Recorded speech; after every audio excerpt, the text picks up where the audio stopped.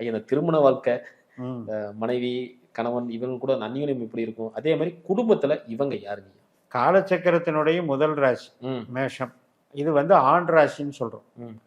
அப்ப ஆண் ராசி, பெண் ராசி, ஆண் ராசி, பெண் ராசின்னு 12 ராசியில 6 ராசி ஆண் ராசி, 6 ராசி பெண் ராசி. ம்.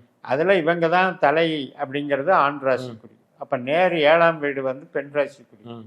அப்படி பார்த்தா மேஷ ராசியில பொண்ணு பிறக்கிறாங்கல்ல, ம். அவங்க எப்படி இருப்பாங்கன்னா, கொஞ்சம் ஆண் தன்மை கலந்துருப்பாங்க. ம். அதே மாதிரி 7ஆம் இடம் பெண் ராசின்னு சொல்லி ஆணுக்கு பெண் பார்க்கும்போது, அதே துலா ராசியில இருக்கிறவங்க 2 சம்பந்தப்பட்ட அமைப்பிலும் இருப்பாங்க. ம். ம். ஆணுக்கு பெண் குணமும், பெண்ணுக்கு ஆண் குணமும் இயற்கை வகுத்த நியதி. ம்.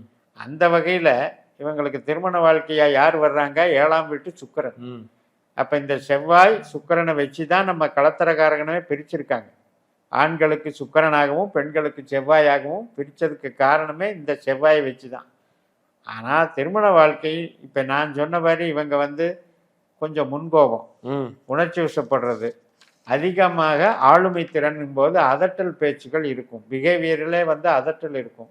அப்படிப்பட்ட நபர்களுக்கு ஆணாக இருந்தால் பெண் வந்து என்ன ஆகும்னா, பெண்ணுக்கு வந்து கொஞ்சம் ரெசிஸ்டன்ஸ் பவர் பிரச்சனையா இருக்கும். ம். ம். இவ்வளவு கோவப்படுறாரு, இவ்வளவு வந்து அரகண்டாக பிஹேவ் பண்ணுறாரு. ஆனால் எல்லாத்துலேயும் நல்லா பண்ணுறாரு.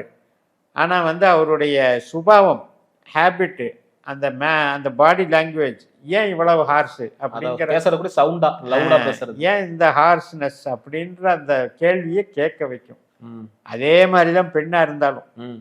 ஆண் வந்து சாஃப்டாக இருப்பாங்க, பெண் வந்து பார்த்தீங்கன்னா கொஞ்சம் இப்போ ஒரு வீட்லேயே வேலைகள் செய்யணும்னா பெண் வந்து ஆணுக்கு நிகராக பல வேலைகள், ம். முரட்டு வேலைகள்லாம் எடுத்து செய்வாங்க. அதெல்லாம் பார்த்தீங்கன்னா மேஷத்தினுடைய தன்மை அங்கே இருக்கு.